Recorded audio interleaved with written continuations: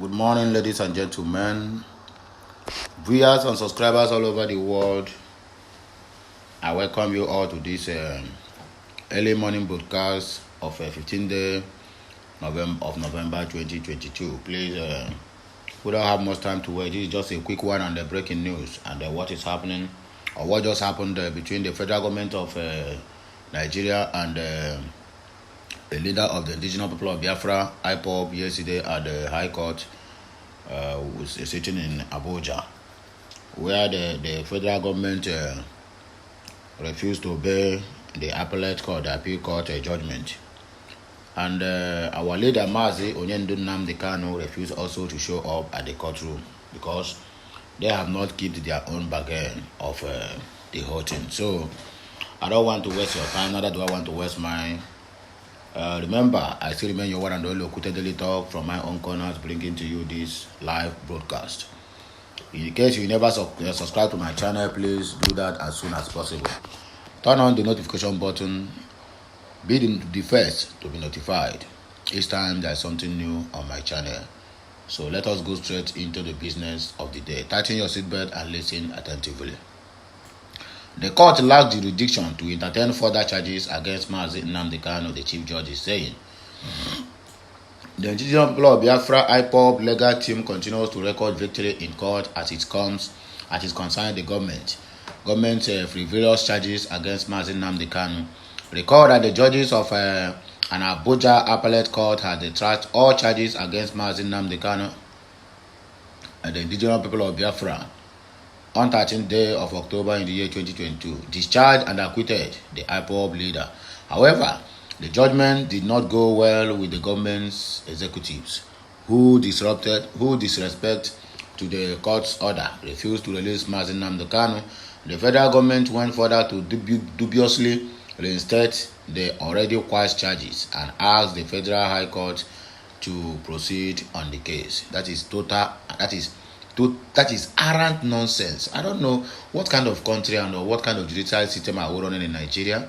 Is it the judicial system with the people, by the people, and of the same cabals who have made Nigeria to bend, who have brought these calamities upon that country called Nigeria?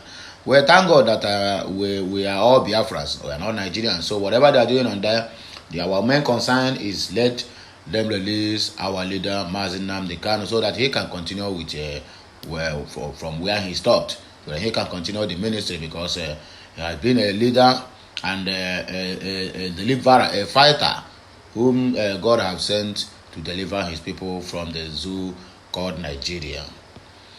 Howbeit, the Federal High Court judge today, 14th November 2022, declared the Federal High Court position with regards to the case. The judge ruled the court lacked the jurisdiction to entertain further charge against Mazi Onyendu Nnamdi Kanu. Here is the report in details, as sourced from the barrister Ifeanyi Ejiofor, the IPOB, and Nnamdi Kanu's lead counsel. Breaking, done and dusted. The court, by his lordship, Honorable Justice Binta Nyako, is in agreement with us that it lacked the jurisdiction to entertain any further charges against Onyendu Mazi Nnamdi Kanu in view of the landmark judgment of the Court of Appeal. The matter was consequently adjourned since pending the outcome of the appeal court at the Supreme Court. We are winning and we are going forward. We are the children of the Most High. The Chukwu Okiabiama is rightly behind us. So there's nothing, I repeat, absolutely nothing that the Nigerian so-called zoo country will do to us, because we have won them before and we keep winning them day in, day out. We are winning the Supreme Court. Here we come. No going back on Onyendu's freedom. Our appeal to set aside the order staying of execution of Onyendu's judgment will be fixed for hearing any moment from now on. We shall keep you all posted. So all my listeners, the subscribers, and those who love what I'm doing, and those who have been contributing immensely for the development and the realization of our Biafran restoration, please keep up the good work. Those ones who have been subscribing, to make sure that that this ministry is moving. Please keep on doing what you're doing. And those ones who are sharing to make sure that this message is passed from one ear to the other, and to make sure that everyone out there knows what we are passing through or what we are doing in the Biafran struggle. Please continue your sharing, like and comment as we move on to another news of this morning, being the 15th of November 2022. Government in exile, a ploy of neo-colonialists against Biafran nationalists. That is the neo-colonialists we are talking about, the UK here, who have colonized Nigeria since 1960 and they are still colonizing Nigeria. No slave master even wants to see his slaves grow up and develop or get to sit on a same round table with him. They see it as a hurt on their pride and superior prestige. So they do deploy every tricks and tactic to distract and derail the slaves.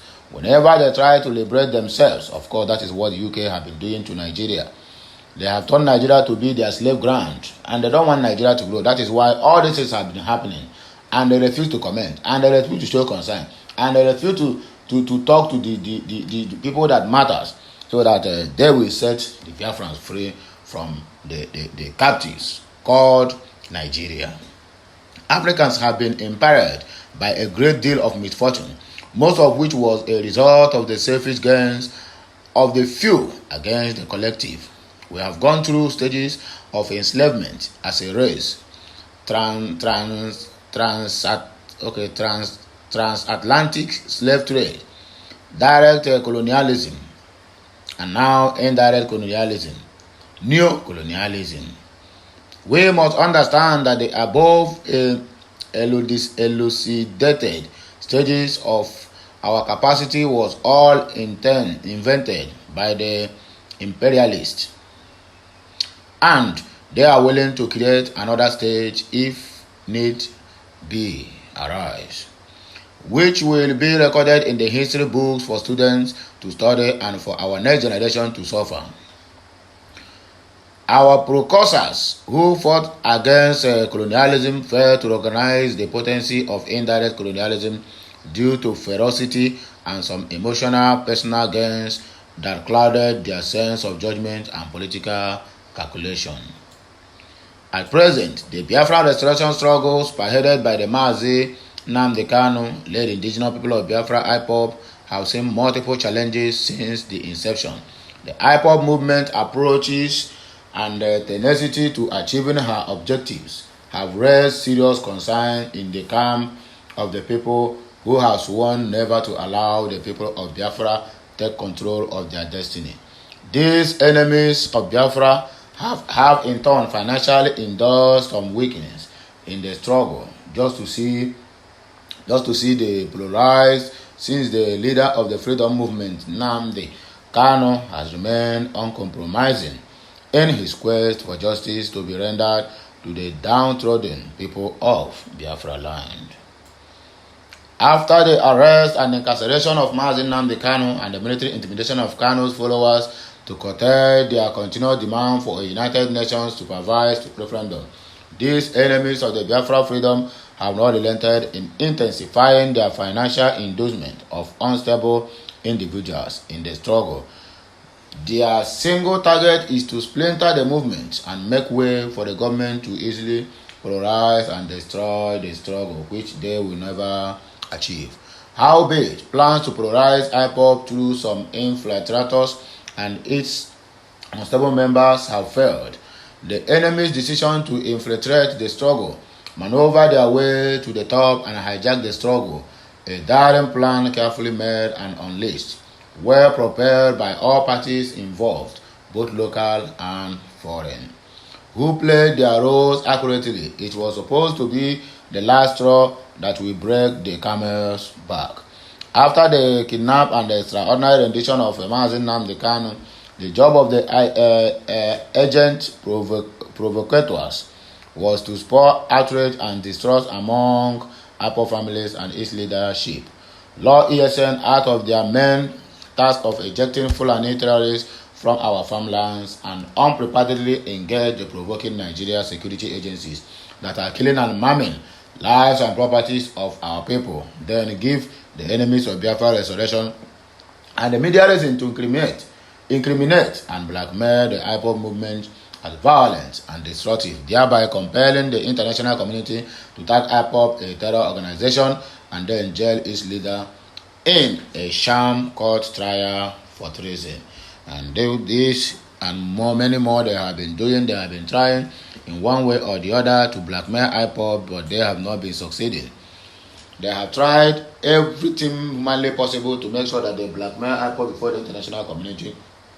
Not that the international community don't know what is happening in Nigeria. Not that they are not aware of the inhuman treatment that have been meted out to the Biafrans and its environs. Just simply because they have it. You understand me? Let me speak it in our local dialect. Bribe. That is why you find it very difficult for them to come out to say anything. You cannot tell me that the United Nations, who is the stronghold of anything, I mean all human rights, we allow all this to be happening for over a year plus.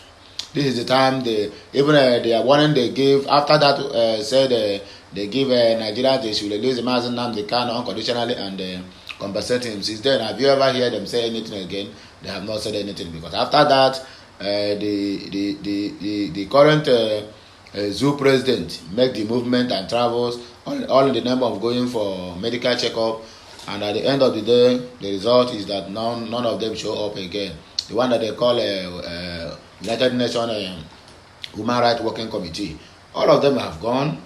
They have bribed them and tell them to stay off from Nigeria so that they will continue to be intimidating, maiming and killing of the innocent Biafrans who does nothing. Just like what happened in Izombe some couple of days ago. The military invaded the community and began to kill youths. I mean, when have it become a crime for a youth to have dread? And you are forcing them, they must back the dread, and they keep beating those ones who have tattoo on their body. Does tattoo signify that person is a wayward?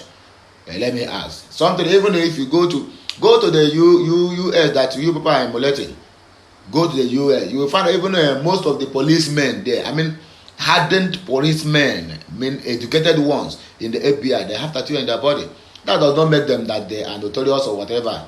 But in Nigeria, the reverse is the case. Yet, they told us they are practicing the American kind of government. American, they don't have autocracy. Every human being there is entitled to their own right and to their own opinion. Not in Nigeria that they will by force you that this is what you must say or this is what you have to do. You don't even have a life of your own. That government owns your life. That is awkward. It is awkward. It is very, very, very disheartening that the government of the day, they have already turned the Biafran youth to something else. That they don't have freedom of speech, they don't even have freedom of movement, they don't even have freedom of lifestyle. They must live the way that the Nigerian military or police want them to live, not the way they want to live. That means there's no any human right in Nigeria, and they tell us that they are practicing an American kind of government. That is trash. It was a smart plan, but the inflexible structure of IPOB and disciplined individuals who have sworn never to allow the sacrifices of millions of Biafrans to be in vain saved the struggle from internal impulsion. After the plot failed, the neo-colonialists went further to try and drill the divide and the voice of the Biafran people for a referendum with the new Nigerian mantra of obedience and Igbo presidency, but it still did not distract IPOB from continuing to pursue her objectives, which is the restoration of Biafra. The neo-colonists, having exhausted most of their lucky cars, are now bracing for the last strike, which is to create and sponsor groups claiming they are government in exile to expose the Biafra nation, while it finally emerges, knowing that IPOB have refused to fall into their snare. They are now recreating groups to wreak havoc in the Biafra nation and destabilize our developments and movements. Biafrans must continue to maintain discipline and support the IPOB call for a referendum. This way, those criminals will have no ground to cause any unrest in our nation. We must decode our enemies and outsmart them, unlike our predecessors who failed to recognize the dangers of the neocolonialism and only focus on fighting colonialism. We must get it right this time or our race is forever doomed. That is what we have to do at this present day dispensation. You understand me, my people? Because our forefathers who fought for this what do they call it? Who fought for independence? They do not remember that is what we call neocolonialism or neocolonists, who have in turn come back to colonize Nigeria for the second time. That is the United Kingdom, and that is what they have been doing. That is why they refuse to say anything concerning the Biafra or the problem that we're having in the nation, other than giving us a security alert that Abuja will be attacked by terrorists. The terrorists they created. The terrorists, they are the ones that brought them into Nigeria so that they can destabilize the economy of the country. Now they are happy that the economy, because you know one thing about our people, they don't even know that in the course of all these crises in Nigeria, the UK they are getting more and more momentum, and they day in day out they keep having proceeds from our lands. But all the zoo leaders, all the never do sycophants that fool the government side, they don't care. As long as they have the frivolous lifestyle they are living, reckless spending, traveling from one country to the other, buying of duplexes and any kind of cars they want, they don't even care what happened to the future of their future generation of their children and unborn children. That is the problem we are having in the country. Those ones whom we have sent there to represent us as the one who are tarnishing the image of the Biafrans and of the Nigerian at large. But nevertheless, we continue to fight and struggle for the independence of Biafra. That is our goal, and that is our last goal in our mind. And we must surely achieve it, whether they like it or not. Government kill Imo traditional ruler and chiefs. Gunmen on Monday invaded Obudiagwa community in Oguta local government area of Imo State and killed 5 persons, including the traditional ruler of the community, Ignatius Aso. Several community sources told our correspondent that the armed youths stormed the king's palace where a community matter was being discussed and opened fire indiscriminately. While the traditional ruler, 2 palace chiefs, and 2 other members of the community died on the spot. Others, including the traditional Prime Minister, Chief Stephen Ejiofor, was also injured. Apart from invading the community, the criminals also stormed neighboring Mbala community, shot a pregnant woman and a local security officer. A source said our community was attacked Monday morning. The gunmen invaded the king's palace where issues were being discussed. They opened fire and as I speak with you, the traditional ruler Ezaso, 2 chiefs and 2 others have been confirmed dead. The traditional prime minister of the community, Chief Ajoku, a retired soldier was also shot, but he is alive. Mbala community was also attacked and pregnant women and military officers were shot. They were alive as we speak. Our community believes this is very, very unfortunate. When contacted, the coordinator of Agua Development Center, Obinna Jumbo, told our correspondent that the incident had been reported at the police by the families of the victims. He also disclosed that the corpses of the victims had been evacuated from the scene to the morgue. The sole administrator of Oguta local government area, E.G. Oma Ofili, told our correspondent in a telephone conversation that security agents have reported the incident to him. He disclosed that his office and security agents were working to ensure that justice was served. The local government area boss said that normalcy had been restored in the communities by the security agents. When contacted, the spokesperson for the police in the state, Michael Abata, disclosed that a statement on the incident by the command will be ready in no distant time, according to them. So that is all the little broadcast I have for all this early morning. because I told you it is going to be a quick one at that. So please, if you are not subscribed to my channel, I want you to do that right away.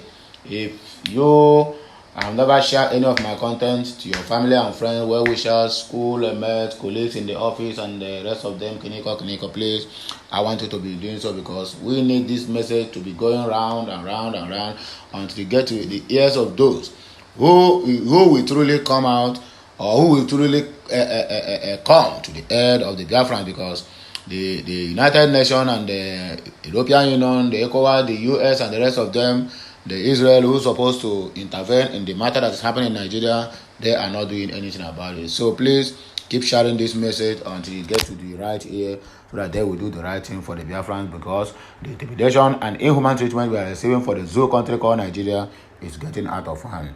Until I come your way again, I still remain your one and only Okute Daily Talk from my own corner.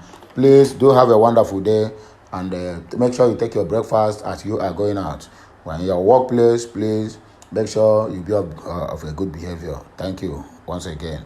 My people, okay, Messiano. I'll be right back again to give us another mouth and broadcast that will energize the spirit of each and every one of us on this our struggle. So keep up the good work, my great people. Thanks, and have a nice day. I'm signing out. Bye for now.